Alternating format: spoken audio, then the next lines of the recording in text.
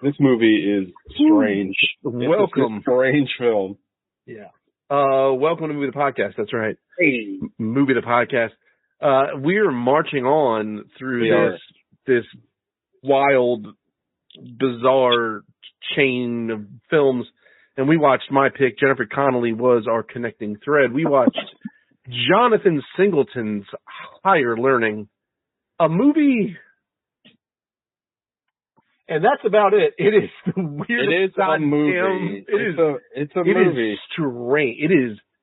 They were like, how much can we fit into one half of one semester? A movie with a lot on its mind with no idea how to connect it or how to get there. Yeah, it is. Yeah, exactly. Like, especially, like, did any of you, I mean, we'll get into it, but, like, the final shot of this film where it's, like, unlearn, I was like, okay. Like, what, like, all right, like, I don't know. It was like, what's our message here? Well, I felt like the movie felt like that was like a profound statement, and I was just left going, okay, so like Nazis are bad, right? Like, I knew another movie where a kid goes to college with a haughty black professor where he only takes one class throughout the course of the entire time he's there. And it's like, the whole movie is just like, it's like this heavy-handed, like idea carousel, and then it just ends in like something provocative. Yeah, and then it's graduation, and like all of this happens before. I'll get it, like before Thanksgiving. It's like a message movie where I don't know what the message is. Like, I mean, I guess I do, but it's like kind of broad, and I don't know. It's very, I don't know. We watched Higher Learning, by the way. Higher Learning. Shout out to Broads. So, yeah, we will be talking about it. The connecting thread to this is Jennifer Connelly, who, again, is gorgeous, though she's not in that, like, 40s getup, so not as gorgeous. Yeah. I'm sorry. I'm always a sucker for that aesthetic. Yeah, put her in an automat. Yeah. I mean, I don't really, I think Sean said this a million years ago, and it'll always make me laugh. But, like, people, that dress like that to this day, are very insufferable because they're, like, rockabilly people. But, like, that look will always... it's got me in a lot of trouble, and you too, over the years. Absolutely. Shout out to the necromantics. What was your old rock music? Oh, I got Frankenstein, I got my fast car. I got something else for the listeners. This movie opened this movie is such a mess from Jump Street that I pulled out my phone and I did classic Gogs, like, live train of thoughts notes. That convinced me to actually watch the movie real quick and get on. The movie starts out so strange it has, like, very stylized title credits by Saul Bass, who you guys may not know name by Rankin name. and Bass? Is that the same guy? No. Saul Bass created a lot of iconic movie posters from the 70s. Like, have you ever seen the Vertigo poster? It's like, of course. It's got like the body with the, that's Saul Bass. Like, he created a lot of like very iconic, like, part of the movie. Graphic design stuff from like the 60s and 70s. So it was like, when I saw that, I was like, okay, the title cards did look great, but it's like, to what end? Like, well, like the tone in this movie is all over the fucking place. Was I incorrect in the observation that the music is straight from the Marvel vs. Capcom 2 character select screen? Yeah. The music is, anyway, we'll get into it. Sorry. Okay. What did you all watch? It's somewhere between that and like Persona music. Speaking of taking people for a ride, when I was down visiting, I had to let Cogs' sons know that I'm not to be fooled with in Marvel vs. Capcom. No, it was merciless. Hey, it's a good lesson to learn. I turned to Vance, he's the sweetest boy, and I just turned to him, looked dead in the eye, like, you're in for a bad time. This ain't gonna turn out the way you want it to. Anyway, we'll get into Higher Learning. We got a lot to talk about with that film. Yeah. But what did you all watch this week? We're going to start with Sean. Oh, Alex not here because he's, I don't know, racist or something. I don't know. Yeah. No, he's not racist. I'm pretty sure that's what it is. Yeah. He's trying to get Eve's Plum for Peace Fest in Catonsville, basically. I was trying to figure out who that was. Like, that's a real band. Eve's Plum is a real band? Oh, I thought it was real. I thought it was like the letters to Cleo or something. I had to look it up. It's not like the fucking mighty crab. What the fuck are they called? The mighty crab yeah. joints. Yeah, we'll get into that. But yeah, what did you guys watch this week? Sean. I went to the movies and I saw the Super Demand movie. Oh yeah. And now please I'm hope pilled. Oh, I loved it. Okay, good. You were hope pilled? Honestly, it's one of the movies that I like. Yeah, I'm hope pilled. I was so worried, Sean. I know you're done with superhero movies. If you're like, this movie was mid, I'd be like, oh, come on. Yeah. This motherfucker said, eh.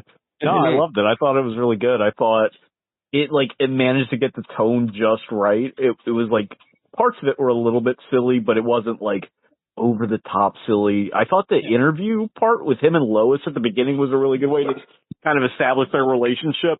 Yeah, I agree. She's really good. Everybody's really good in the movie.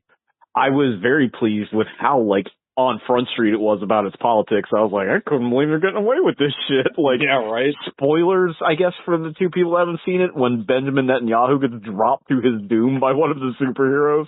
Which is awesome. Apparently, I didn't know this. I have to thank Hassan for this, but there was another prime minister before Netanyahu called Ben Gurion or something. Yeah. And he looks just like that guy. Oh, with the hair and shit? Yeah, I guess he's more of an allegory to Ben. I mean, obviously he can be an allegory to both, but he looks exactly like Ben Gurion. Fucking Nicholas Hoult is really fucking good, playing a Jeff Bezos / Stephen Miller character. Yeah, and I love that his motivation is just so petty and so and his fucking monkey outrage farm. Oh my god! Did anybody you had to think of The Simpsons when you saw that? Of course, yeah. The first time. But I see a lot of fucking. Well, first of all, the Snyder fan hate to this movie is fucking hysterical. Because people are like, it's not serious, and it's like, yeah, it shouldn't be serious. I mean, it's kind of. It's not serious.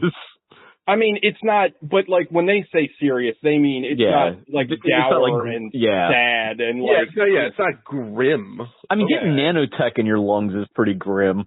Yeah, that scene was rad. I also got how sort of semi-vulnerable they made Superman. They made him they made him there was options here. It kind of felt like a Superman Year One, a little bit further than that. You know what I mean? He's still kind of young, but not the.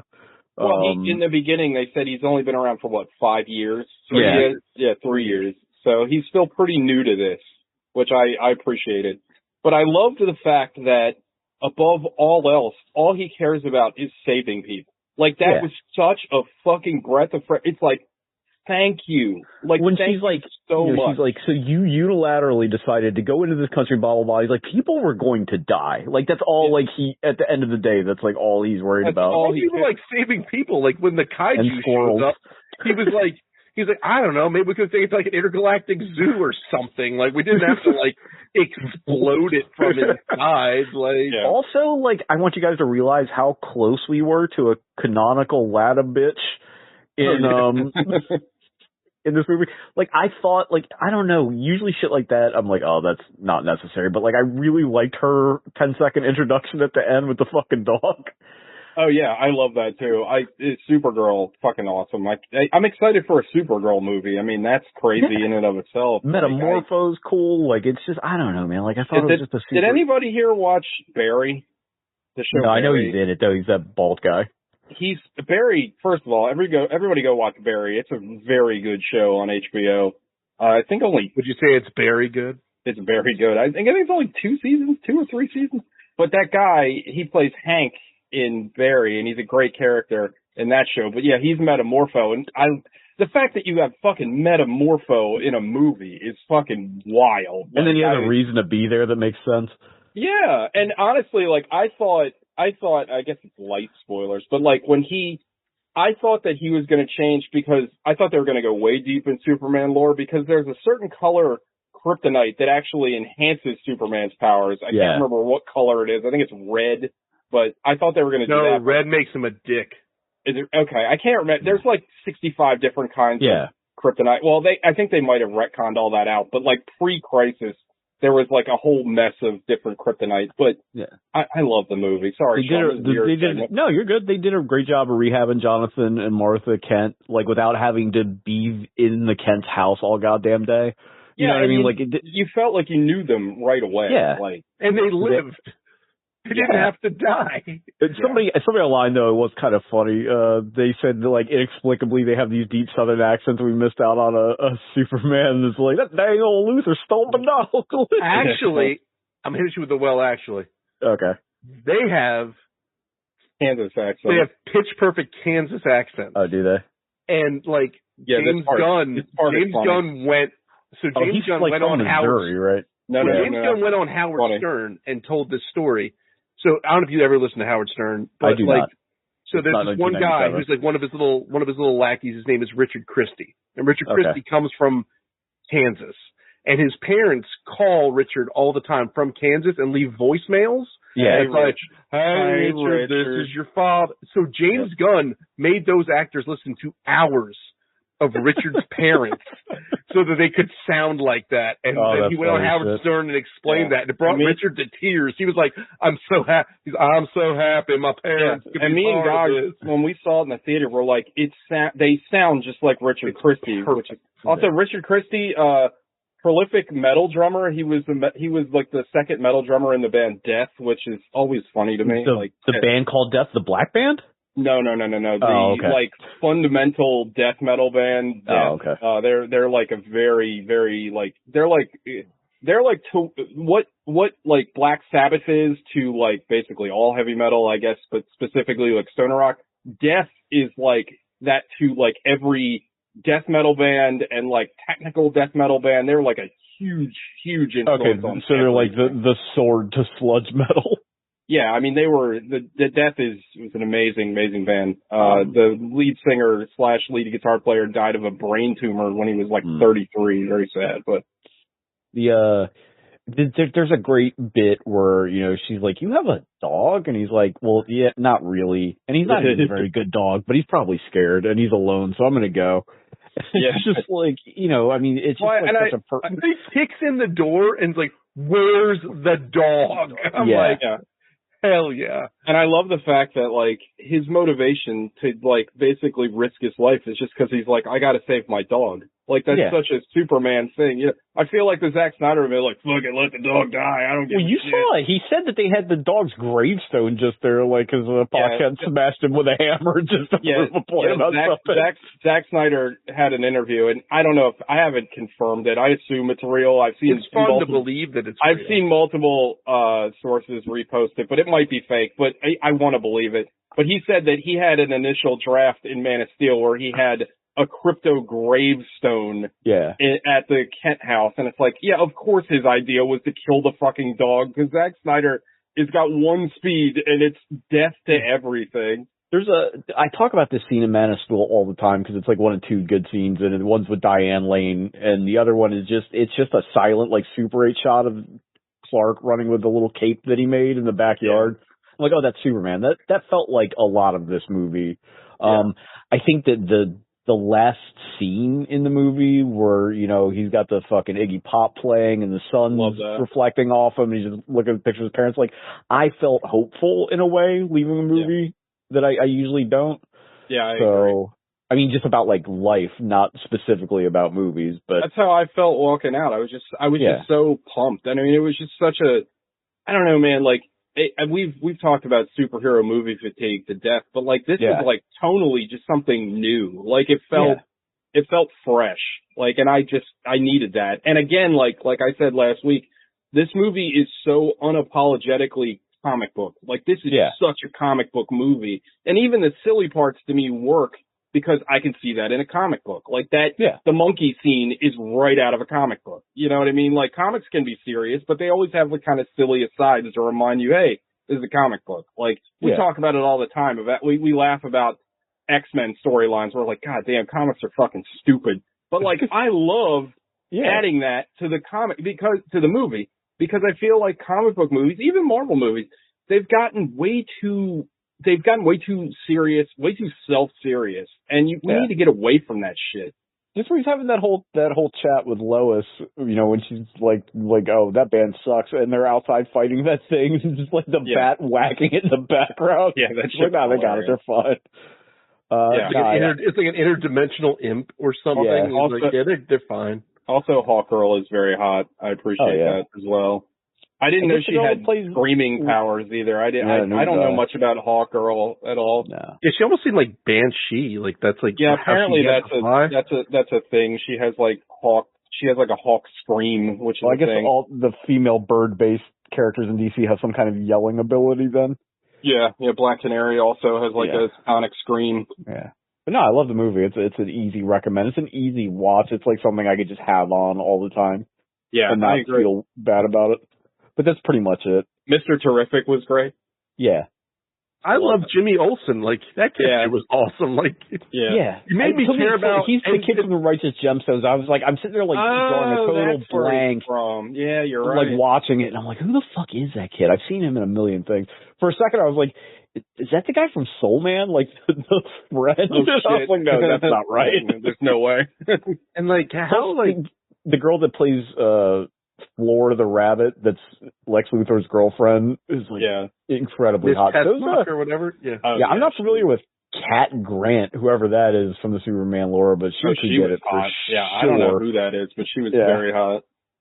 I also loved Perry. Perry White was perfect. It was great. Like the whole world's collapsing, and he's sitting there just listening to their pitch. He's like, all right.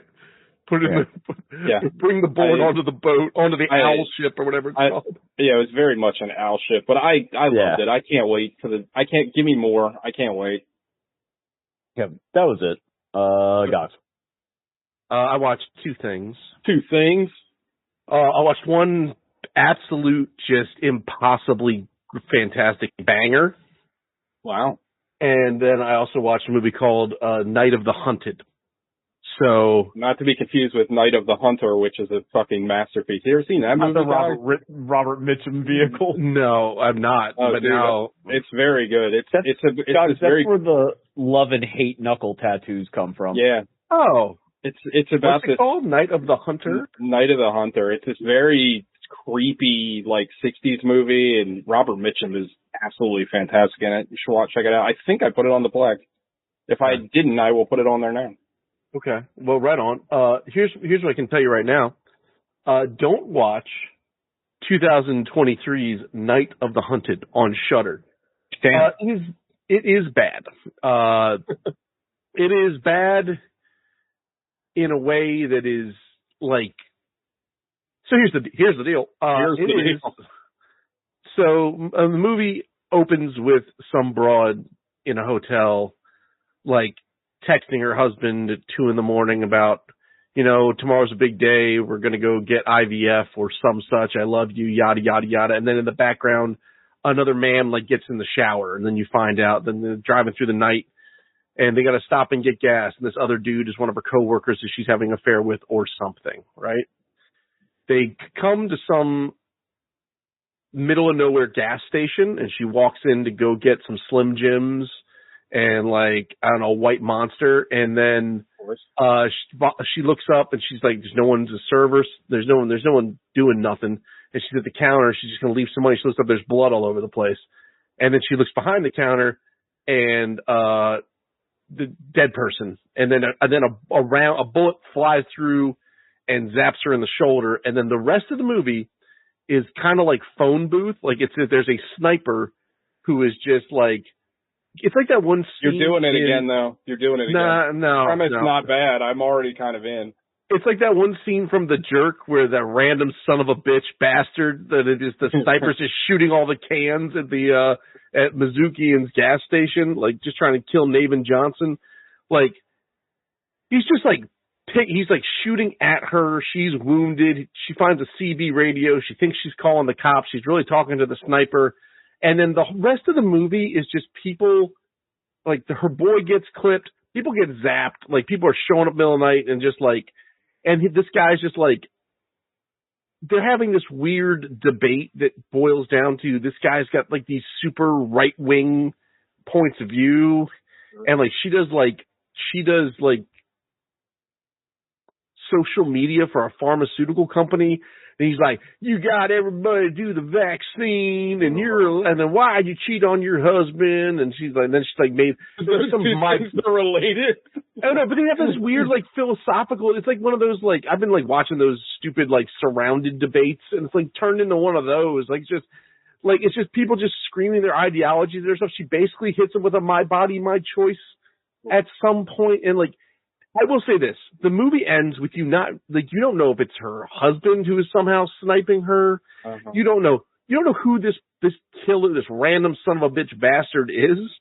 At the end of the movie, she kills dude by, like, she does, like, remember when in WWE when The Rock pinned Mankind or vice versa underneath, like, the tines of a forklift? Yes. Like, so. Of course I do.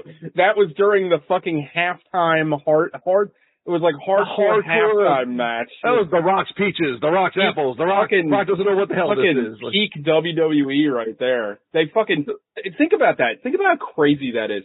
WWF at the time, was so fucking popular. They had their own halftime show that got like 4 million people to watch it. That's insane. It was a good time. But anyway, the movie ends with they break their way into, like, the service garage that's attached to the gas station. The killer thought he had killed this woman, and she was, like, protecting some little girl who was there with her grandparents. The grandparents got clipped out in the street. It doesn't matter. And she fights this guy. She clubs him in the back of the head with a fire extinguisher, knocks him out, and then she starts dropping a hydraulic jack and, like, slides his body so his head's underneath it, and they're, like, struggle fighting, and she's trying to pull his mask off. We have no idea who this person is, and then his head gets crushed like a grapefruit. So you never find out. And that's your movie. You mushed him. You mushed him. You couldn't have pulled the mask off before you mushed him? And maybe she died. The movie sucks. It just sucks. Yeah. Don't watch this movie. Don't watch it. It doesn't sound like the worst premise. Like, I don't hate It's not a bad... premise. Okay, so here's the deal. If you had not interjected, like, so much... We're going to talk about interjecting heavy-handed politics into a movie in short order. But, like, if they had not, like, made, like, this so political... It was Gogs, right-wing Gogs hates all this political ideology. I'm thanks, Chris Gore. I'm kidding, guys. I'm kidding. Listen. More about like a very political film coming up. But first of all, you don't have to believe all women. Second of all, like Jesus Christ, if you didn't have like such a insane amount of just yapping back and forth that it was so rooted in ideology and not like personal experience, it would have been made more interesting. Yeah. Like, the premise is not bad, but like how we got, like, all the meat, like, that they hung on this skeleton is not good. Skeleton good. It reminds me of that horror movie. I hated it so much. I don't even remember the fucking title, but like the whole movie was about these fucking like neo-Nazi women. And they like go to this store and they have this interaction with this like random like Asian couple. I think they were. It might have been Hispanic. I don't know. The point was they weren't white. But anyway, the whole movie, like, they just like they go back to these people's houses and they just like torture and kill them. And it was like by the end of it, I was like, what was the like? Okay, like, and the whole time, like, again, just to be perfectly clear, I am obviously against Nazis and white supremacists, but like the first half of the movie was just them going off like fucking Daily Wire talking points, and it's like it's so on the nose, it lacks, like, there's no impact. It's like I get it, like I understand. Was it becomes a caricature. Soft and quiet, yeah. Fucking piece of shit movie. It was awesome. But just listen to a caricature just rant is like. Well, like, I don't know, like, I hear enough of that shit in the real world where it's just like, yeah, I get it. Like, maybe if you don't watch as much fucking brain rot, internet content as I do, maybe that shit hits different. But for me, it's just like, yeah, I get it. Like, I already know these people are bad. Like, you know what I mean? Like, I don't need you to go through the fucking NPC chart of every fucking Ben Shapiro video to me to know that these people are bad. I don't know. All right, well, then the other thing I watched, I think it's a classic movie. They call it a classic. People say classic movies one of the best. A lot of people say it. A lot of people are talking about it's classic. And I'd never seen it before. I watched Rosemary's Baby. Oh, I love that movie. Yeah. And also directed by a pedophile. How appropriate.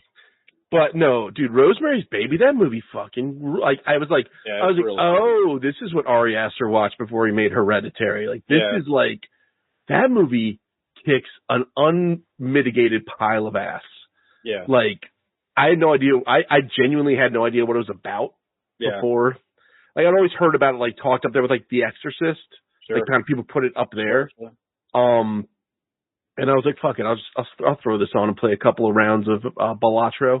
And that didn't work out. I was just riveted. I was like, this fucking... Yeah, it's really good. This is awesome. And I hope to Christ they never tried to remake it. I hope they didn't. Funny enough, they came out last year. They came out with a prequel film, which I didn't watch. No. I forget what it's called. It's just called Rosemary. No, it's called, like, it's got, like, I think it's the apartment that the cult was in or something. I can't remember. Like, apartment 24 or whatever. Anyway, it came out last year. I didn't watch it. But I was like, yeah, why do that? Like, stop. I'm giving it, I without seeing it, I'm going to give it 2 unenthusiastic thumbs down. Like, there is no need. It is called Apartment 7A. Yeah, that's it. That movie was from title card to credits was awesome. Like, what a fucking it's really good. And from, like, I don't know, 1974, 1968. Jesus Christ. Yeah. Like, that movie is so, and like the neighbors are so like weird and menacing, and it's shot so well, and it's like, and like the one doctor is one of the guys from Duke and Duke from Trading Places. I was like, why do I know you? Gogs, 1968, Night of the Living Dead, Planet Apes, Bullet, Rosemary's Baby, 2001: A Space Odyssey. God Good. damn. Lord, what was in the water in Hang 'em high. 1968? Hang my rules. Yeah. Now you know why boomers are so mad that movie's stuck nowadays, because that shit was. Oh, I get it. Like, it was ridiculous. Once Upon a Time in the West, also 1968. Oh, great movie. Like, I mean, they're not wrong all the time, but like, man, that movie was like, it's simple, it's well executed, it is, and it's like, it's fucking weird. Yeah, and it's like a slow burn. It's a lot like Hereditary, where like simple and well executed, like a death row inmate in Texas. Yeah, it's a real Green Mile situation. But yeah, that's all I watched. TJ, I watched one thing. I watched the new Ari Aster film, Eddington, this morning. I heard it's good. I brought that bear with the raincoat. That's Paddington. Close enough though. I loved it. I loved it a lot. I think, like, it's funny because I was watching, before I saw the movie, I saw, obviously it came out this week, so I saw a lot of reaction to it on TikTok, is where I get most of my movie critiques.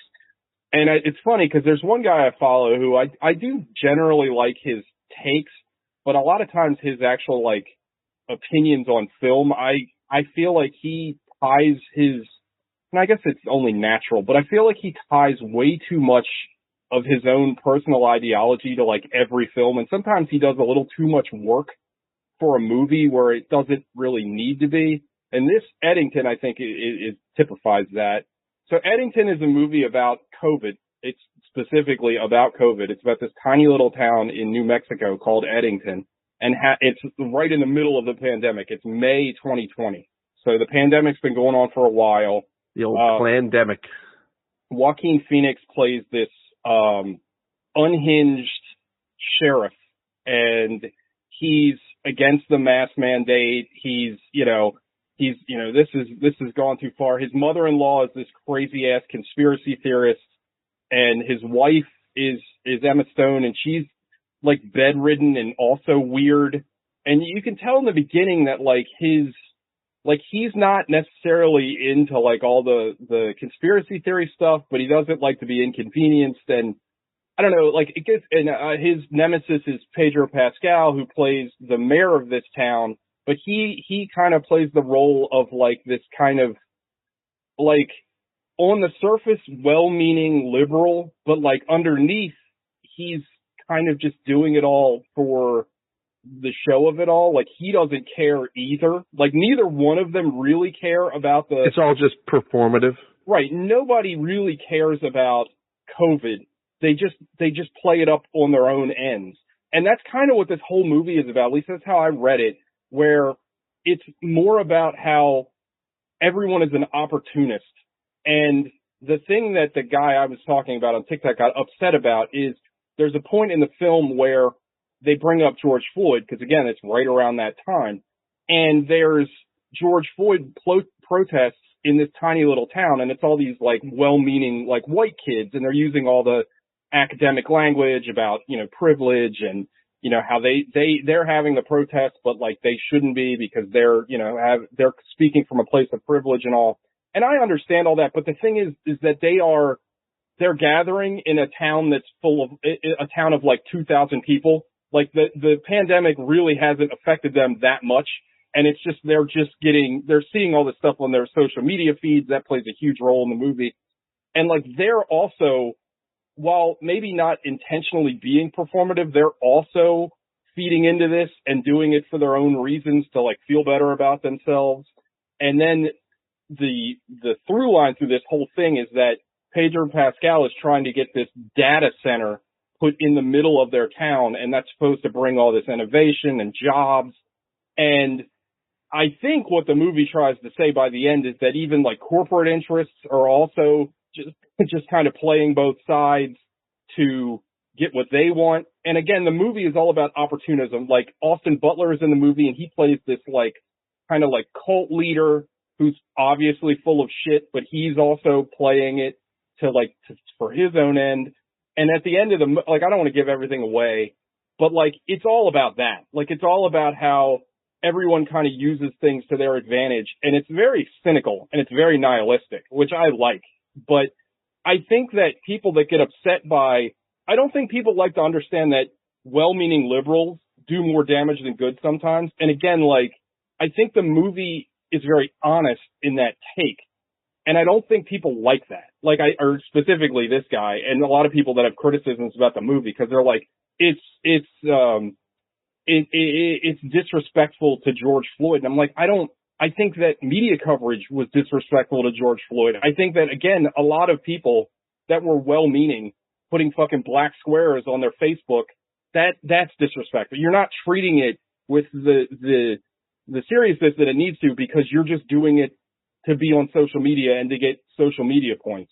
And I think it's a very interesting look at that snapshot in time. I think it is a very well-made movie that kind of dissects what it was like to be in the pandemic. It's weird that it was 5 years ago, but it feels like it was like 30 years ago. Yeah, I said that in my little TikTok review, where it's like that shit, we all went through it, and it's only been 5 years, but it feels like a lifetime. And it was like a crazy time to be alive. And the movie goes insane. Like, I don't want to give everything away, but like from where the movie starts to where the movie ends, it becomes completely unhinged and insane. And I love where it goes. Like, Ari Aster, like, he did this with Beau is Afraid as well, even though that movie is kind of insane from the jump. He's very good at escalation. And I walked away really liking this movie, like, a lot. Like, I think this is probably the best movie I've seen this year. I thought everybody was great in it. It has a lot of twists and turns. I think it should be lauded for the way that it approaches this subject. Like, I've seen people critique this movie and say, well, Ari Aster's out of touch. I disagree. I think you're out of touch. Like, I don't think you understand what the movie's trying to say. Like, I don't know. Like, I really, really like this movie. I also think that people misunderstand the movie, like, on a fundamental level, because there's a part where they show a plane and people are like, oh, that's Antifa getting flown in. Well, it's not. They have signs that have both messages on it. They have signs that are like, down with whites, or you know, the white man isn't the problem, but then they have flak jackets that say, you know, kill the cops, ACAB and all that stuff. They're playing both sides. And they get flown in probably from, it's never explicitly said, but the way I read it, they're flown in by the corporate interests to try to stoke the fires even more, because what they want is to pacify this whole town so they can get this fucking data center put in. I don't know. I thought this movie was absolutely incredible, and it's very tense. It's funny at times. It's incredibly well shot. The soundtrack is amazing. Like I said, this is probably the best movie I've seen this year. I really liked it. And it's a movie where, I mean, I saw it at 9:00 this morning, but I've been thinking about it all day and I can't wait to watch it again. So it's a big thumbs up for me for Eddington. I'm actually probably going to change my letterbox to a 5-star. The more I think about it, it's at 4. It's sitting at a paltry 4 stars, but I think I'm going to go ahead and give it a 5. I really like this movie. And I think you can not like a movie, but like if you don't like this movie for its politics, I think you may misunderstand the politics of this film. That's just my opinion. You may be a Christy Swanson. Yeah, I mean, I don't know. I really liked it. I'd be interested to hear what your guys' thoughts on it were, because it's also like it is kind of long. It's like 2.5 hours long, but it's very watchable. Like it moves at a clip. It never drags. And I think all the characters are very interesting in it. And for some reason, I keep seeing people say that Joaquin Phoenix's character is like sympathetic. I think his character is unhinged from like jump. And I don't think you understood his character, because he's like a loser, and he's just trying to do anything he can to always look better than everybody else. I don't see him as this like moralistic figure. If anything, he's completely opposite of that. Like I don't understand how you have that opinion after you watch the movie, because his actions in the film, there's nothing sympathetic about what he does in this movie. So I don't know. I loved it. I think it's great. Ari Aster continues to be like one of the best filmmakers around. I wish he'd go back to horror, but this is a really, really interesting film. So I really liked it. And that's all I watched. All right. So with that, once again, we're going back. We're running it back. We're taking it back to the early versions of this show, because this movie is so bizarre that I had to just kind of write thoughts down. So as the things I say trigger core memories for the two of you, please jump in. But I had to, this was a 2 viewing movie for me. I had to break this up into two pieces. And it's 2 hours and 7 minutes. It is not a short piece of work. I will say this had a very movie the podcast moment where like I stopped the movie during the second time. I was like, there's still 45 minutes of this. Like I managed to tan knuckle it the whole way. Oh. All right. So, movie opens with the jazz pop stylings of whatever. It opens like Cowboy Bebop. Yeah, it's weird, but anyway. Title cards are amazing. Shout out to Saul Bass, because the title cards are again incongruent with the rest of the movie, but they look fantastic. All right, the movie is incongruent with the rest of the movie. Yeah. And this first scene is what made me pick up my phone and start writing notes. Nailing into concrete block is wild. Thank you. Okay, thank you so much. I was like, who nails into concrete? I was like, that's wild. So I had plaster walls in my house growing up because they built it in the 40s and you couldn't put posters in it. So I super glued a Jawan Howard poster to my wall, like a Bullets poster, but I glued the entire poster, not just like the corners. So I had to paint over it. All right. So here we go. So that's a tone. Okay, here we go. Christy Swanson has the canonically whitest origin story of all time. Oh, yeah. Sonya Blade is about to get fingered. Ethan needs to settle down and enjoy this party. Ice Cube out here doing an Alex Jones. How many people get snatched up at this university to warrant runway lights? Right. Shout out to the non-sexy society. How did this kid trash half of his dorm room in one day? Which was very weird that he just had empty pizza boxes and Chinese food all over him and Omar Epps' room immediately. Go ahead. This movie takes place in hyper time. Like every minute that passes in the real world. So if by hyper time you mean like 1 minute in actual time is like 7 days on campus? Yeah. Okay. Good. Also, real quick, did anybody think it was weird that Omar Epps was a track star scholar? As soon as he got on the field, I was like, oh, he's a football player. That's racist.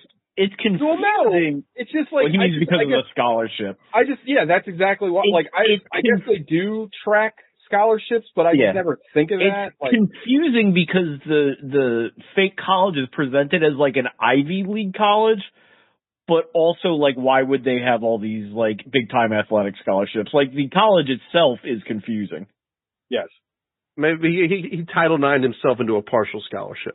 Also, Paul. No, he was supposed to have a full scholarship, but then like the coach got mad, so they knocked his scholarship down. Yeah. Is that something that they can do? I didn't know that was a thing. They can rescind it, right? Okay. Like they can if you like stop playing, they don't have to keep paying for your school. Decent, but good schools that like if you got like hurt playing, and they continue to honor your scholarship, like that's like a real like. That's, but again, to Sean's point, that you're shown in the movie, like I would assume in the beginning because the semester's starting, I would assume the first time you see him go out on the field and talk to the coach is like the first day, and he's like, I don't like your attitude. Well, they also like don't have their pause. Real quick, like they don't have their financials figured out on the first day of class. Like, does that? Right. Also, I didn't go to college, so I don't know if this is like a thing, but like Lauren like calling out like all the kids that are deadbeats seems like very weird to me. It is funny that they were like, we need angry white music for the skinheads, so they put Rage Against the Machine. Yeah. I also noted that. Like, why didn't you put like I don't know, black metal or something that's Screwdriver, Terra? Yeah, like something more like akin to white people than fucking Rage Against the Machine. Anyway, good Rage song though, by the way. Solid Rage. This school's quad organizes like Gen Pop at Rikers Island. Fudge over here, 6 years deep, like Bluto from Animal House. Yeah, Ice Cube is the black Van Wilder in this movie. Like, all these students are just always sleeping all the time. God, you're gonna have to help me with this because I never went to college. Is this accurate to college life that people are just sleeping everywhere? So to be fair, you do nap a lot in college, depending on like what do you like. There was like if you were nice with it, you could set up your day.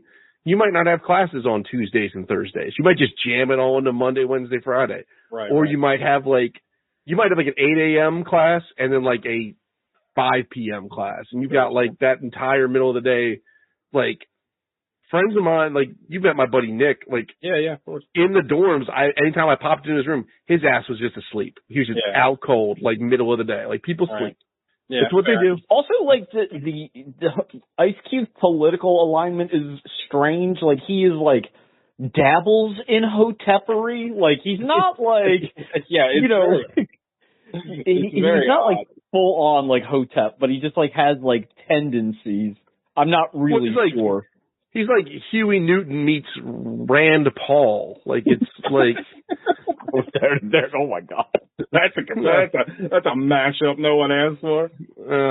Anyway, my next note is just what is this accent? And that is when we met Larry Fishburne. My guy says schedule. Yeah. His little bird shit dot on his beard was also very distracting. I feel like he's meant to be Haitian.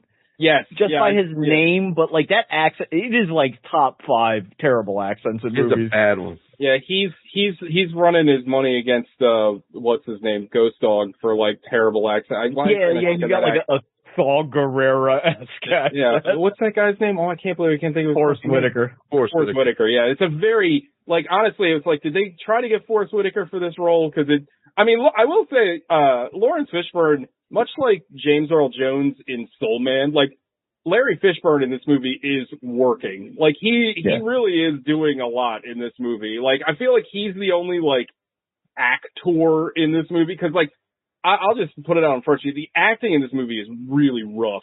Like it's rough. Everybody like Christy Swanson's acting is not great. Michael Tyra Banks actually did okay. Yeah, Tyra Banks did okay.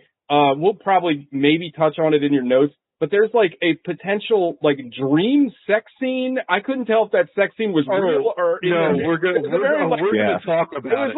It was like a Louis Brenwell fucking sex scene where you're not sure if it was in a dream or in reality. It was very strange. Also, a lot of nipple sucking, not a male nipple sucking, which is very rare in film. It was up there with like Halloween 3 sex scenes. Like it was uncomfortable. All right. Goddamn, Larry just publicly blew up all the poor kids' spots. Yeah, I know we just mentioned it, but that seems that would never happen. That seems so unnecessarily cruel. It's like, hey, these 10 people that we called out, you all are fucking broke. Get out of class. But it's like professors aren't paid by commission. Like it's not like they're gonna just like they're gonna get paid by the university whether there's 6 kids in the room or 60. Like right. It's very he's like an early adherent of the grind set mentality. He's like, you broke bitches, get out of my class. It reminded me of that scene in It's Always Sunny where I forget what episode it was, but they're all in the hospital and they all realize they don't have insurance and the nurse is just like, get out. Like, obviously that's like exaggerated, but that's what this is in this movie that's supposed to be taken completely seriously. All right, moving on. We need to have a Larry Fishburne, James Earl Jones professor accent-based debate. I'm certain that this isn't how any of this works financially. No. Like they just go to the financial office and there's just people going, get a job. It's like, okay. Yeah. Are they turning in credit cards or is that their student ID? That was their student ID. Okay. Well, also, and that's when you find out. So two things come out of this thing. One, you find out that Omar Epps, his scholarship, it's not a full scholarship, it's a partial scholarship. And then the second thing you find out is that Buffy the Vampire Slayer needs to get a job, which is never addressed. Yeah. In the rest of this film. Yeah, I was just about to say that. Her dad just lost his job at Raytheon or wherever he worked. Yeah, right. But like, why even have, like, you should have cut this part out because I thought her getting a job would be like a through line for the movie, but it is never addressed again. I thought that Sonya Blade and her other friend were going to meet Christy Swanson at her job at the bar in the next scene. Exactly. Yeah. It's just like incorrect. They know nothing what to do with this character except for use her as the vehicle for the sexual assault. Like there's nothing going on after that. Alan Moore must have touched up this script. Yeah. All right. So where were we? Okay, here we go. Chewing off your toenails is foul as hell. Yeah. 6 years into college, Ice Cube thinks Monopoly uses apartments, and I think that's hilarious. There is no one likable in this film. How do you not know how to play pool? Yeah, like, you want to play pool, like, also they're playing a version of NBA Jam that I had to pause it because I'd never heard of that. It was called, like, Tournament Edition? No, it was not called Tournament. It was called, like, Session Edition. I was like, what the fuck is that? Maybe I wonder if they had to, I couldn't find anything on Google, and I wonder if they had to, like, change the name legally so they didn't have to pay NBA Jam, because I couldn't find that I paused the movie, because I was like, I love NBA Jam. I thought I knew everything about NBA Jam. Also, Midway. Whoever owns Midway these days, bring back NBA Jam, please.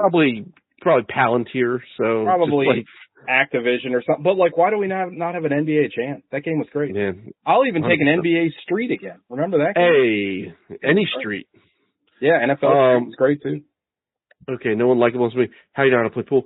In this universe, no one understands basic games, is what I got from the last two scenes. Settle down, Jeff Epstein. What is that related to? The guy who rapes the girl. Oh, yeah.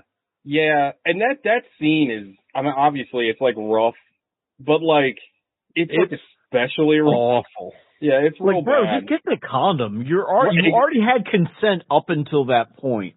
Yeah. Like, right, like, just, you know, also, take a quick 5, get some Gatorade, strap up. I'll give this movie a little bit of credit, because I thought this is where it was going to go. I thought they were going to play the whole, well, she wanted it angle, and it was going to be an argument of, like, what consent was, because this is the 90s, but it didn't, thank God. Because I thought that's where it was going to go. I also thought they were going to make her pregnant, but then not enough time transpires for you to ever even know. Yeah, who fucking knows? Yeah. So anyway, Jesus Christ Rappaport, way to out-creep a rapist.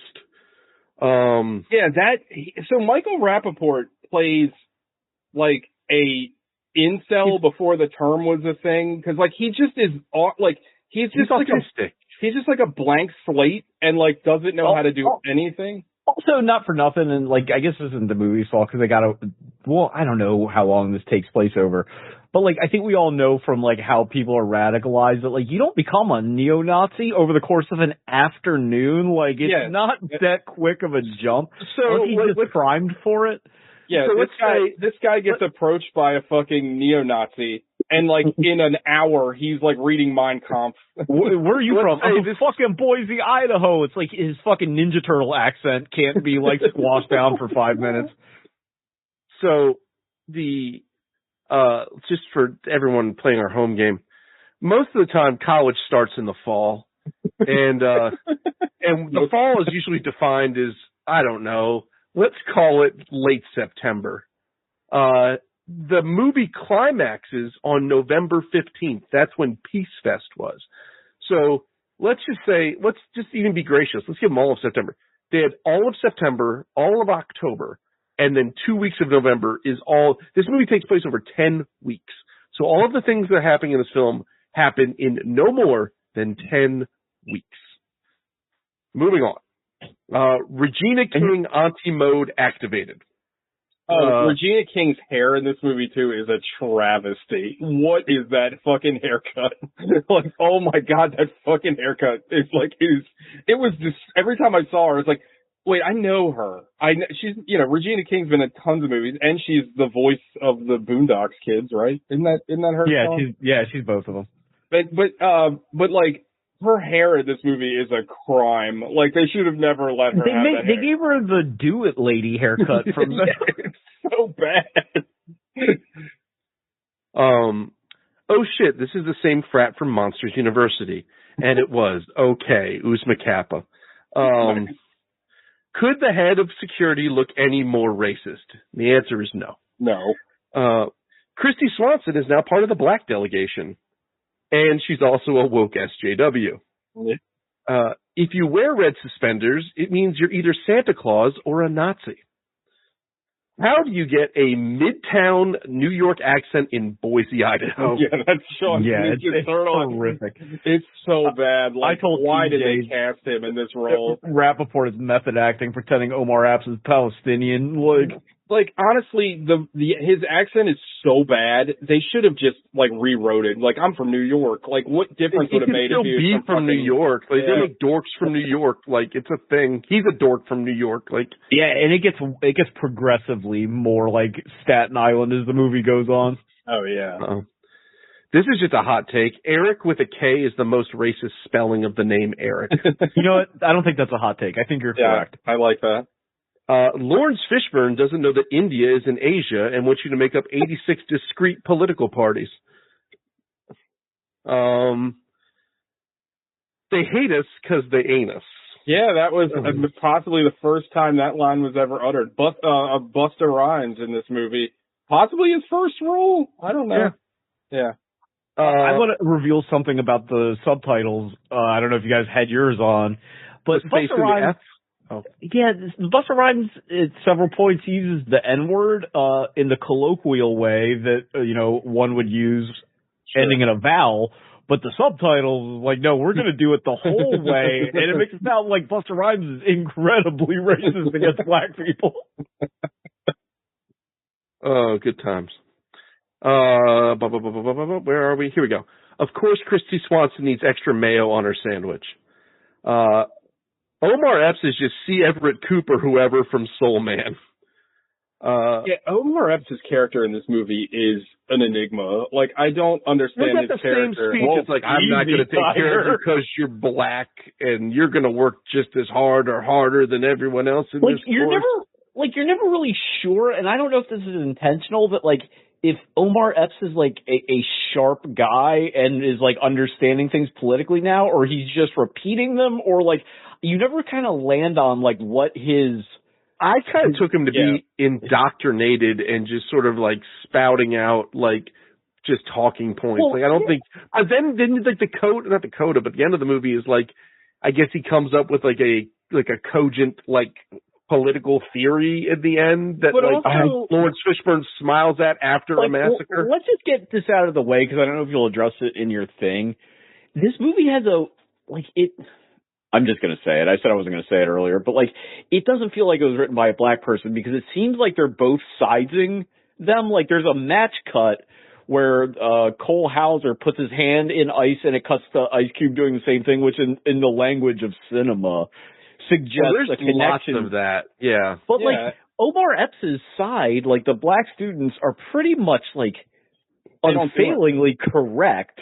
Yeah, morally. and they also they're not violent until they're like someone is literally provoked them. But this suffers from like that like kind of like, I guess it's pre-Obama at this point, respectability politics, like you're going to drop out of school and what are you going to do? That kind of shit. Like, yeah. Well, getting back to Omar Epps real quick, because it's something that's brought up in the movie a couple of times, but it's never really fleshed out. But he's like, I'm tired of just being like a runner for this school and nobody cares about me unless I'm like a runner. But like, they don't really, it's not like there's even scenes of him at like track meets or something where he's like valuable to the school. Like, there's like, you know what I mean? one like, bit of business where he like gets in an argument about like the other track guy's stats, and then that whole side plot is jettisoned from the movie. Yeah, like it's very weird because they bring it up a bunch, but like there's not enough of him being a track star to justify him being like, well, I'm just being used by this school and blah, blah, blah, blah, blah. And it's just like, where did this come from? Like, also, TJ's right. It would work better if he played like a real sport that people are familiar with. Yes, yeah, absolutely. Like, I'm sorry, but like a full scholarship on track, it's probably a real thing. Sorry to all the track people out there, but it seems very odd. Every time I hear like track, I always think of that Kenny Powers quote where he's like, I play real sports, I'm not trying to be the best at exercising. That's my favorite Kenny Powers quote.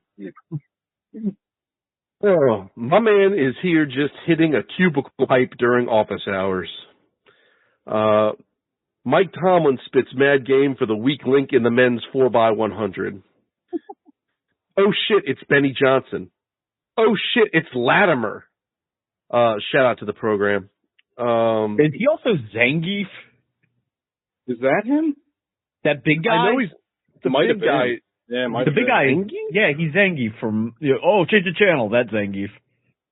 Oh, so we had Sonya. So we had a Mortal Kombat character and a Street Fighter character. Tremendous. Yeah, I as soon as I saw. Also, all Christy Swanson herself is very attractive, but all her two friends very attractive. Tyra Banks is distractingly cute. I made a note. Is this becoming American history? Question mark. Wait, did Buffy get a job? How did any of this resolve itself? Right. My man went to Hot Topic and bought the biggest Iron Cross available. Yeah.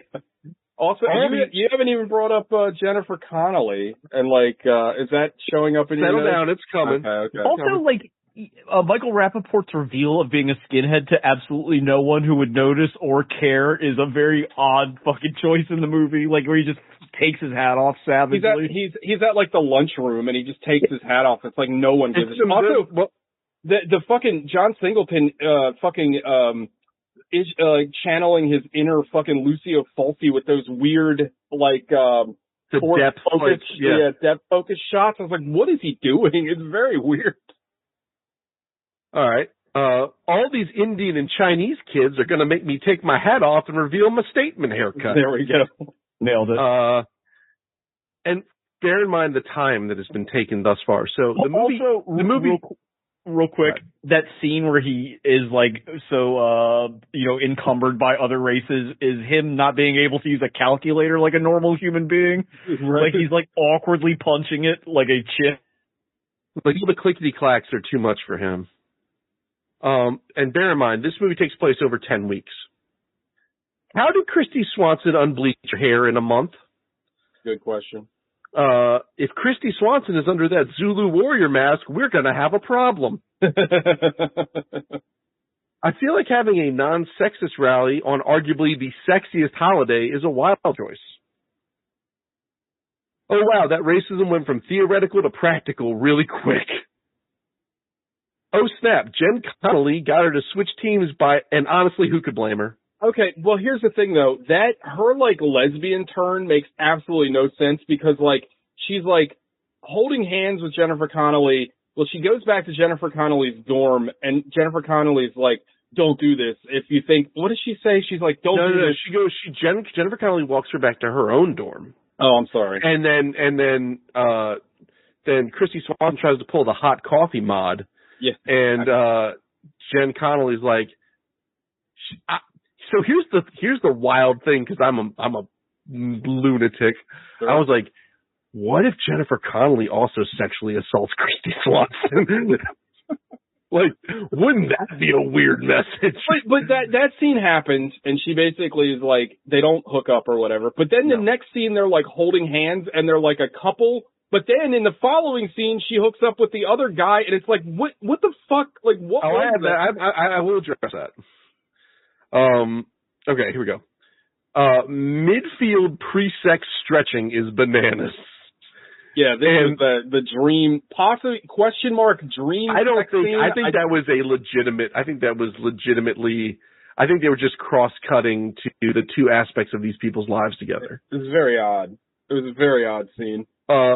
What even is this song? Couldn't even afford Keith Sweat. I don't know what that song was, but it sounded like was it "I'm Gonna Love You Down" by Keith Sweat. Yeah, but sure. But it was like it was just distinctly different enough. It was like the WCW version of that song. Surfer Jesus is trying to bring Buffy back to the streets. And succeeds, apparently. Yeah, sort of. I don't know. Maybe. Yeah, we all have derringers. Jesus Christ, there's no trigger discipline here. He gets a stack of guns from his police friends. That's probably the most realistic part of this movie. Let's be honest. Yeah, I feel like somebody's gonna notice that many missing guns in the evidence room. Yeah, but then to Gogs's point, then fucking what's his name? Michael Rappaport has like a Glock 9 with a laser sight that he just like freely like points at the other guy, and it's just like, did you get that from Boise? Did you hear the wind up noise on the laser? By the way, yeah, of course I did. Do you think they'll need to strip that swastika off the floor to get their security deposit back? John Singleton said, "Now kiss," and that's when Buffy and Jennifer Connelly make sweet mouth love. No, they don't.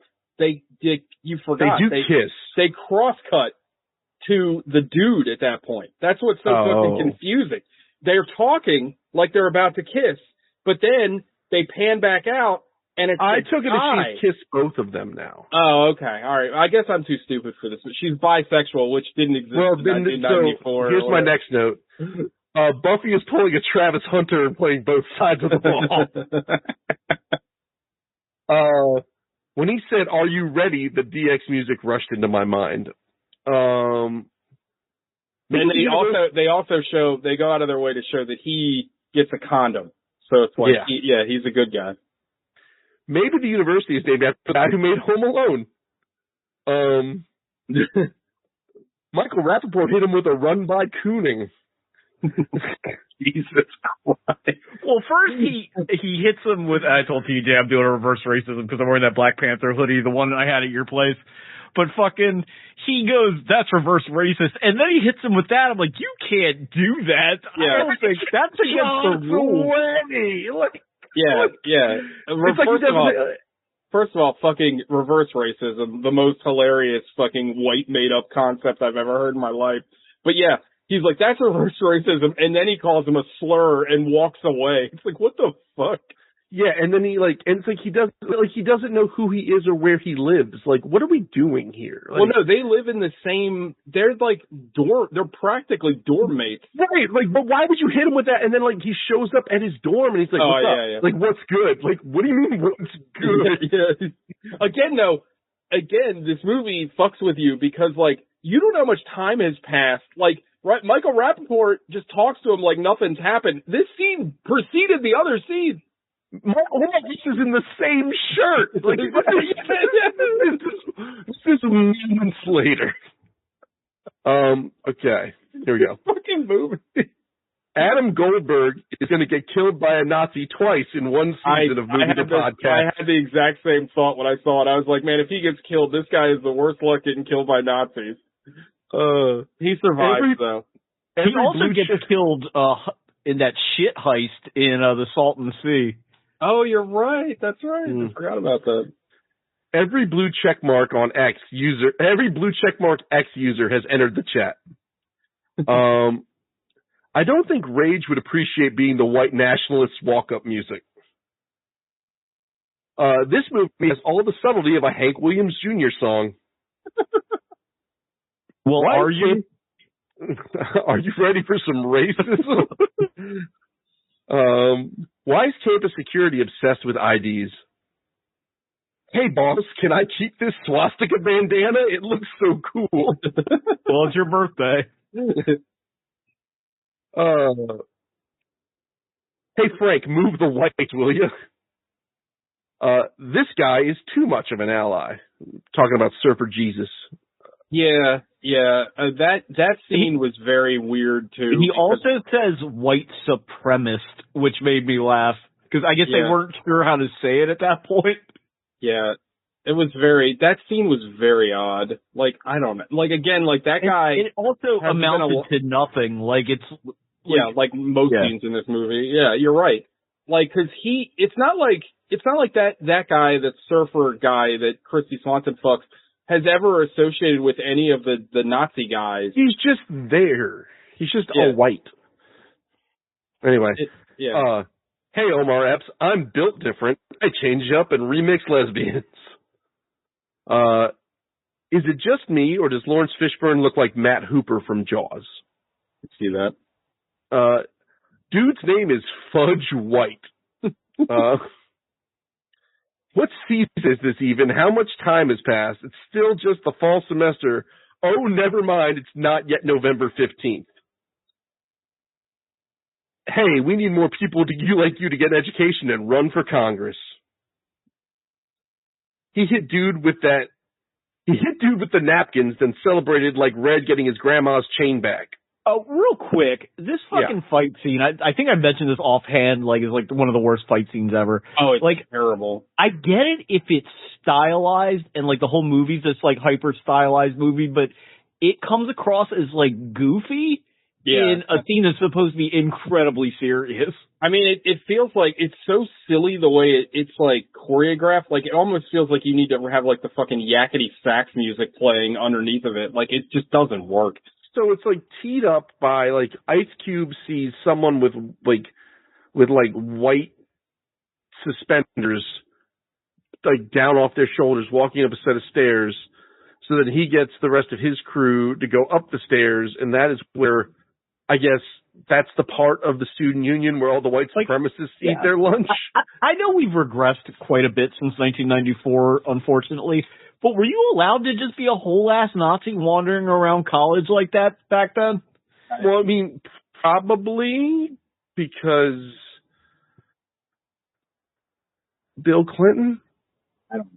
I don't think so. I mean, I think it's one of those things where, well, now we're dealing with it so in our face nowadays, but people are actually doing stuff about it. This was still back in the day where you would be provocative like this and people wouldn't necessarily punch you in the mouth. I don't know, dude. I think if somebody walked around in a fucking full-ass, like, skinhead, I think that's going to always cause problems. I think it's going to cause problems, but I think in 1996, maybe, or whatever, it was a little less... It was probably looked as a little less harmless because it was... Nowadays, like... That was, like... Back then, that was, like, a fringe position where you didn't expect there to ever take root. And now there's actual, like... political ideologies that are coming back around to it. So it's kind of like, it probably, not that it wasn't harmless, it was just like, it was so fringe that it was like not the threat that it's like, oh shit, like there's real Nazis right around. Maybe. I don't know, dude. I think like if you're that out and about, I think you're always going to cause a ruckus even back then. Well, anywho. Fracas. The fracas in Caracas. The dispute in Beirut. Blah, blah, blah, blah, blah, blah. It's impossible to not enjoy Busta Rhymes, and I'll stand by that statement. I do love that. I agree with that. No one owns ice packs in this universe. One guy gets his head chilled down with a thing of peas, and the other guy just a cold brewski. Beer, and then a bowl of ice. Why is Fudge acting like he didn't go looking for that fight? Also, Omar Epps is like, he is on one. He's having like a raisin in the sun. Like he's going for a Tony, not even a fucking Oscar. And he's like shouting at this woman about the fucking ice. Yeah, let's see. The War Boys are getting ready to die historic on the Fury Road. I double dog dare you to commit a hate crime with my briefcase gun. I still say that Dred Scott would be a great name for a doom band. Hey, Gogs. Yo. As like a firearm aficionado and someone who's fired a gun many times, have you ever just randomly fired at a piece of meat? Is that a thing that people do? Yeah, when he's like, have you ever shot somebody or you ever shot a piece of meat? Like, I can say with my whole chest, I've never shot at anything that has been alive or is alive. Like, it is, I don't know why one would ruin meat that way. Meat's for eating. Maybe I'd shoot a cantaloupe. That'd be fun because I don't like fruit. But, even then, no, I've never just like taken a porterhouse to the range. I think they'd probably look at me sideways. Okay, here we go.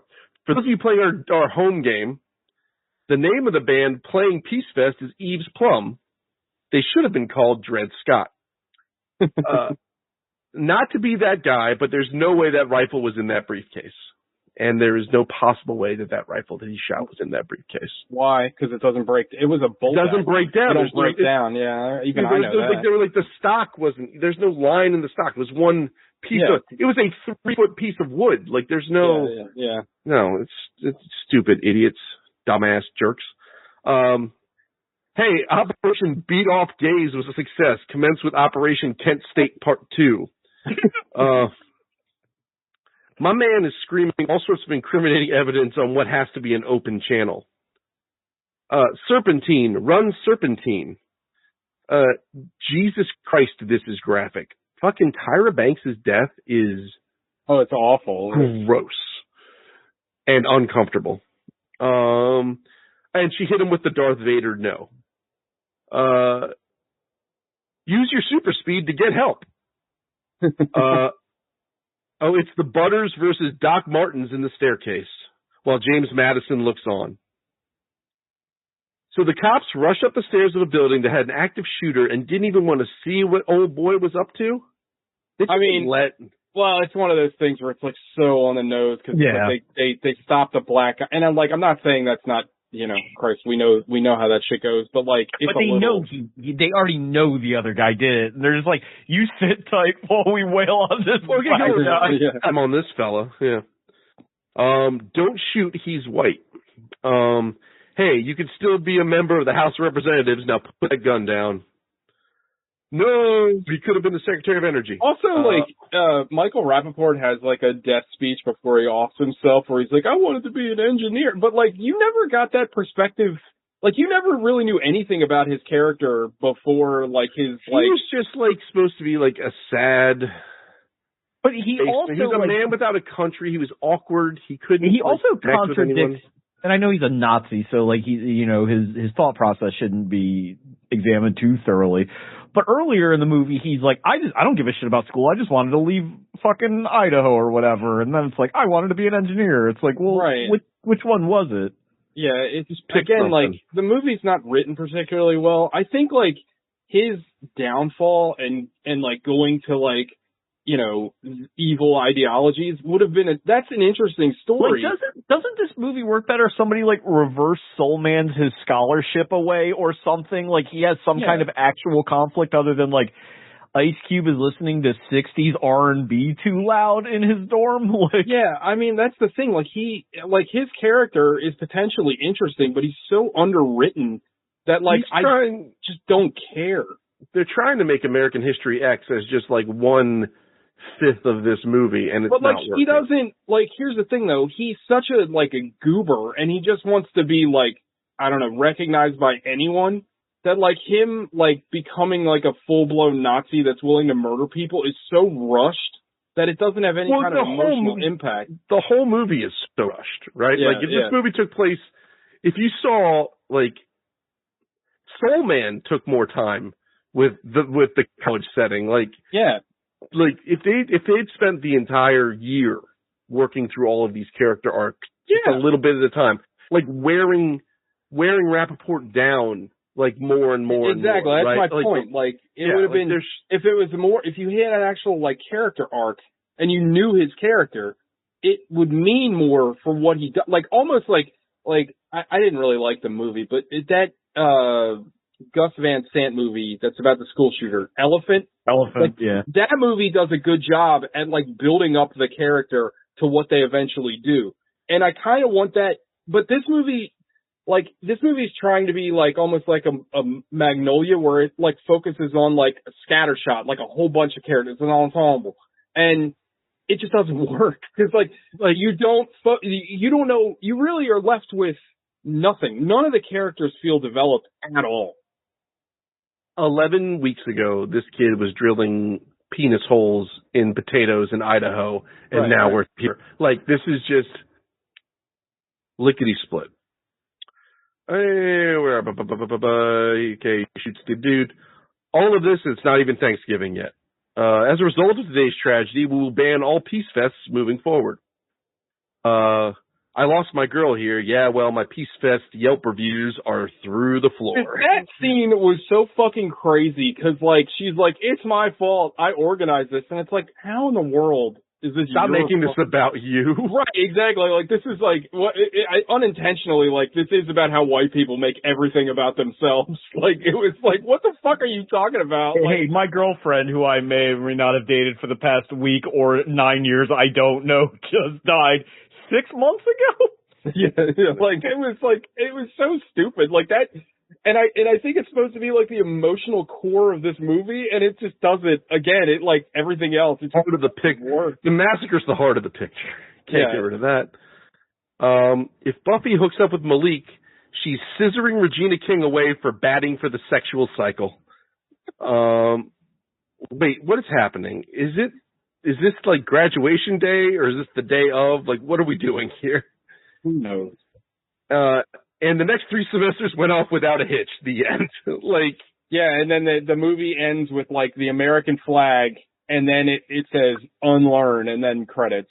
Like, but I didn't learn anything. Pictures? Like, yeah, I didn't learn anything. I don't know also, what I was. Like, if you take that again, you take that to its logical conclusion. Like, am I supposed to also unlearn what the black students are going through? Like, is it just like, is this a centrism movie? I don't really get what I'm supposed to walk away. Are you like supposed to move off of your camps? Because that's like one of the, I guess that's sort of one of the themes, is that everyone's clicked up.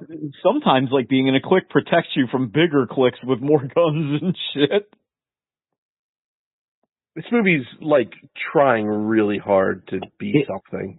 It feels like it was written by somebody who themselves was in college or just got out of college and has all these ideas about because class is mentioned at some point but never really addressed. And It's like, you know, I've got all these things to say that, like, I don't have any direct experience with. I've just observed in other places. I don't know, like, I don't know where, and I'm not the dumbest guy on earth. I don't know.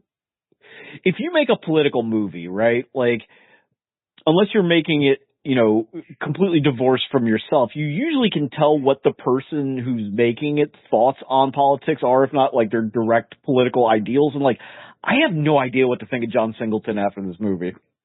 Yeah, I mean, again, like, it feels like, to him, it feels like he's making some kind of grand statement by the way he ends the movie.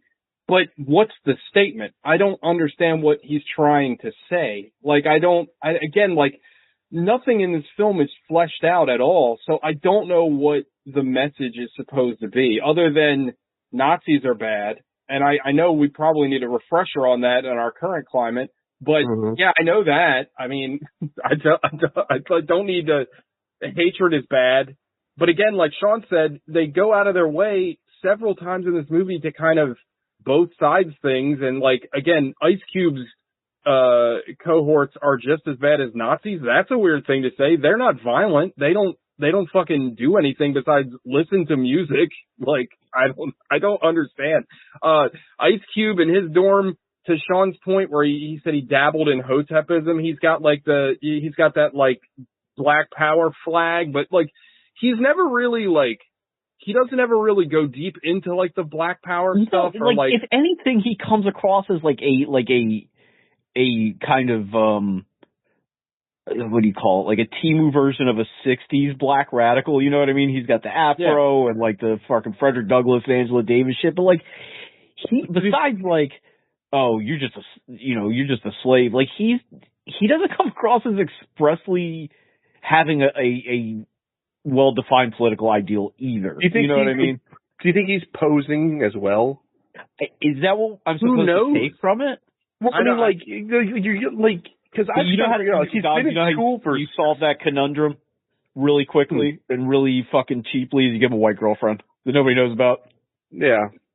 It's there are so many ways to tighten this up so you kind of know. And like, again, it's not Magnolia. It's not like, thematically deep or it needs a thorough examination. It's just a mess. It's a model kit where like parts are missing from it. You know what I mean? Like, and I'm like, I don't know where this shit's supposed to go because it's missing like several connective pieces. He's been at school for 6 years, right? Undergrad. Who's funding this? 1. 2, like, is he trying to...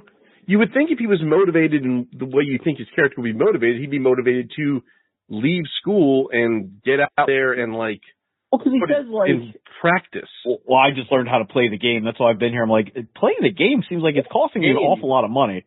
Yeah. Right. Like, I just, like, what is the, like, I don't know what his character's motivations are. I don't know. There's that scene early on in the movie where he's talking to Omar Epps, and he's like, are you in it for the knowledge or to, like, make money? But again, like, I thought that was going to lead to something where he's got some kind of underhanded thing where he's making money on the sly, but that goes nowhere. Like, No, it's almost like, it's almost like Ice Cube's motivation is learning in spite of college. Like, don't do it for the college. Don't do it for the degree. Do it to learn. Well, you could, bro, you're turning this into, what's the movie where Joe Pesci goes to school for free? Library's free, dude. You can just like, just go with for honors. With honors. What you're reaching for? Yeah, like you don't have to pay for this. You could just be the bum that hangs around the school. Like, what are we doing? Yeah, I don't know. This movie is a fucking mess. But you know how, like, we have, like, I don't know if we coined it or whatever. You know, we have like new metal horror movies. Sure. Is this like a new metal social commentary style? Like, is this like what I'm dealing with here? Yeah, this is like Dimension Select. Yeah. Attitude era political movies. This is a mess. I don't. Is there anything else we're going to talk about before we get into Five Knuckle Shuffles? I feel like we've already talked a lot about this movie. It's just, I mean, don't sexually abuse women and Nazis are bad. Yeah, got it. But like, also possibly just being like a young black guy is sort of bad. But to Sean's point, the sexual assault is barely a plot point. Like, it kind of goes away. Like, it's not. Well, it sets her on her journey to be part of the group that makes. You could have got to this peace festival without the rape. Yes, 100%. Yeah. No, I think he's just trying to be provocative. I mean, but it's not. It doesn't work. And again, like, you could have done it without the rape, where he was just like, honestly, just taking her home after, because they go out of their way to say that she doesn't drink. And even her friends are like, should we let him go take her back because she doesn't drink? Just him getting her drunk to, like, make out or whatever, that's enough. There you go. But or like she could just be, and I think maybe this is what it's going for besides the rape part, is that she's supposed to be some kind of like middle way between everybody bouncing among the tribes, and she could also then use that experience to be like, hey, I want to get everybody together even though it's a fucking terrible idea. You know what I mean? Like, yeah, she is like the link between all of the disparate storylines, right? But like, you can get there without the sexual assault easily, and like, I did think they were gonna make her struggle with a pregnancy and dealing with that. I'm really surprised. I'm very, very surprised they didn't throw that extra piece in there because they're grasping at everything else. Well, anything to add any kind of weight to any of the plot lines would have been helpful because none of them have any weight. They resolve her sexual assault trauma by basically her just having sex with somebody else who's like sort of nice about it. Right. Yeah. That's quite a message to have. Yeah. And yeah, I mean, like her not having money just goes away. She gets a job. Like the sexual assault thing happens, but there's no follow up to it. It's just sort of like tease her up to be, I don't know. It's like movies with sexual assault. Like if you're gonna have it in a movie, and I'm gonna say don't have it in a movie, the movie almost needs to be about that and the resulting things from it. It can't. Yeah, it's not like, it's not fucking like a bagel salt. You know what I mean? You don't just throw a bit of rape onto your movie just to fucking spice it up a little bit. Yeah, I agree completely. And again, like you could cut it out and you wouldn't miss anything because again, nothing in this movie is dwelled on at all. It's a mess. It's a total mess. 5 knuckle shuffle time. If Alec was here, I'd ask him if his favorite thing was sexual assault. Sean. It's a 4? Okay. That's correct. 4 for, like, its heart being in the right place? Possibly. I don't know. I very rarely do I struggle with, like, authorial intent in the movies we watch. Especially in a movie that, it's not like fucking Killing of a Sacred Deer. It's a movie about, like, shitty people in college, and I'm just like, I don't know what I'm meant to walk away from with this. And it's not even like a nihilistic thing where it's like everybody's just evil and fucked up, and that's the way it is. That's a point of view to have, but it doesn't have that point of view, no. Like, it's a shitty, edgy point of view, but it is like, or like the movie, that Paddington movie you were talking about earlier, where like everybody is just like self-serving at the end of the day. Like there's some kind of through line, but it's just like, it's just a bunch of shit that kind of happened that's like meant to be bad, but like there's no like tier list of how bad things are because everything just kind of exists. Like, and there's no counterpoint to anything either. It's not, besides maybe like going to school, like get your education, because it's like you never see like an opposing like, oh, this is the correct way. Well, and even like they tell you to unlearn. There's a part in the movie where like, Omar Epps is talking about how racism has changed from when Lawrence Fishburne went to college, but like that doesn't go anywhere either. Like I thought that was going to be some kind of point of the film. Because Lawrence Fishburne is like, well, no one ever spit at you when you went to college, or instead of fucking burning cross on the front of your dormitory. And he's like, no, but it's, but a neo-Nazi did shoot a lady. Yeah, I mean, that happened before that. Yeah, I know, or after that. But like, again, like, there's something there. That's something interesting, talking about like how racism is more, it's still there, but it's more benign. And, you know what I mean? That's interesting. But again, the movie has ideas, but it doesn't ever commit to any idea. Like, I really don't understand it. Yeah. But it's a 4, I guess, TJ. Oh, it's a 2 for me, dog. I did not like this movie at all. And again, like, I was just left confused and not in like the fun way like we like. Like, I just felt like this movie was pointless. Like, and then like the fucking icing on the shit cake was that fucking end scene where you're like, show the American flag, and then it's like, unlearn. It's like, get the fuck out of here. Like, you didn't earn that. Like, it felt like, I don't know, like, is someone that watched the movie a couple of weeks ago that I talked about, The Doom Generation, where like, it is not subtle about like its critique of America, but I kind of respect it more because it's like so in your face, and it's like, oh, I get what he said. You know what I mean? It's not, again, it was art trash. Like, they literally are sexually assaulting a woman while they're playing the fucking national anthem, and there's an American flag in the background, and they're all got swastikas across their chest. It's like, that's a very clear message. I understand what you're saying. You know what I mean? Like, I respect a movie like that than this, where it's just like, it just feels like, I mean, not to overuse the term, but it feels like just kind of, ultra like 90s liberal bullshit where it's like, well, everybody needs to have a voice or something. I don't fucking know. I didn't like this movie at all. I thought that it was very boring for the majority of it. And the inciting action, which, I mean, I almost feel like this movie would have been better is if it started at the end, like if it started after the shooting and you kind of piece together why the shooting happened. Like anything other than what they did is more interesting than what they did. Like, and again, open with either the shooting or the day after.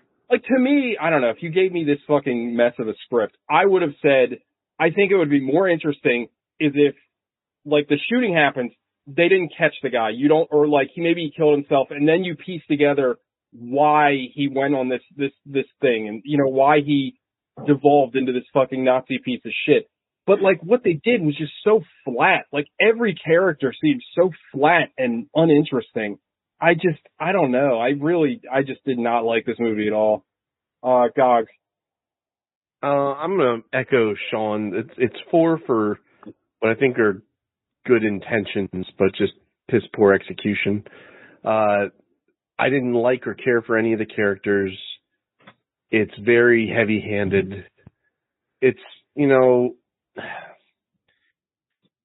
it didn't make me like mad. It's like, I'm not like egregiously like what. It's just like it's just this. It's a mess of a statement picture that was probably added. I'm trying to think like what else came out in. When did this come out? 96. Like what else came out around this time that it was trying to 95? Like what else was trying to fill this space in 95? Like this was after Boys in the Hood for John Singleton. This was after Poetic Justice. I don't know. It felt very of its, like the late 90s kind of felt uncooked compared to like what we have nowadays. Like it felt like, you know, that like, here's a bunch of ideas. Let's super glue them together and see what happens and put it out there and see if some liberal arts professor is like, you know what, that's a hell of a film. But no, I mean, it's like, you know, it's not. The most offensive thing about it is how badly put together it is. It's heart's in the right place. It's just not good. So, there you have it. All right. I have a pick. I believe you are the next I had one.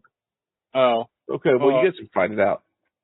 Well, I'm between. Go ahead, Sean. I was going to pick Bamboozled, which is another movie that's very heavily political. It's a lot better about the point that it's making, but also has a little bit of a both sides problem. But what I was going to pick, to not punish you guys with that, even though I like that movie a lot, was the only movie that I think Beat Takashi ever directed. It's called Brother. It's like one of his only American movies.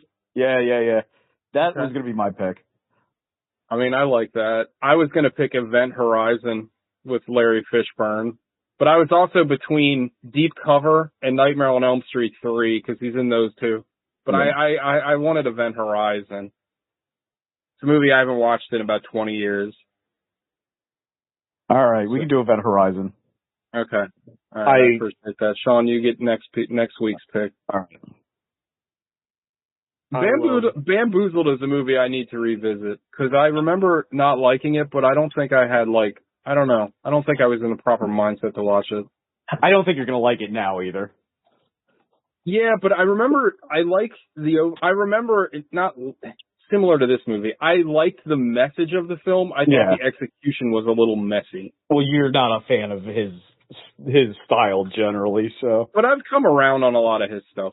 Gogs, Bamboozled is about a network that, wanting to make a black hit, lands on a black guy making a minstrel show for like network television. Oh. Well, and it becomes a huge hit. I mean, I might check that out on my own, but I'm not gonna lie. I'm very love Mos Def. Fucking shout out Yasin Bey or whatever his real name is. I'm very excited, very, very, very excited to watch Paul W.S. Anderson's best movie. Event Horizon's up there with like Predator 2 for like a movie that I will like go to the map for all day long. I gotta be honest, it's a movie I remember not being like over the moon I about. didn't care for it, yeah. So I'm interested to rewatch it. That's why I want to watch it. Cause like I remember everybody losing their mind over it, and I watched it and I thought it was just okay. So we'll see. Oh. All right, but it is in the canon of like H.P. Lovecraft movies that aren't really like H.P. Lovecraft, because it's always mentioned in like Lovecraftian films. So yeah, I'm excited to rewatch it. Yeah, it's also very, very, very 40K in that it's transcending through space, and by doing that, it goes through a hell dimension with legitimate demons. We always love hell dimensions. Hell dimensions. Yeah, hell dimensions rock. All right, next week, Event Horizon. You know what to do. Eat your own ass. And eventually, and unlearn. Unlearn. Bye. All right, bye. Bye, boys. Bye-bye.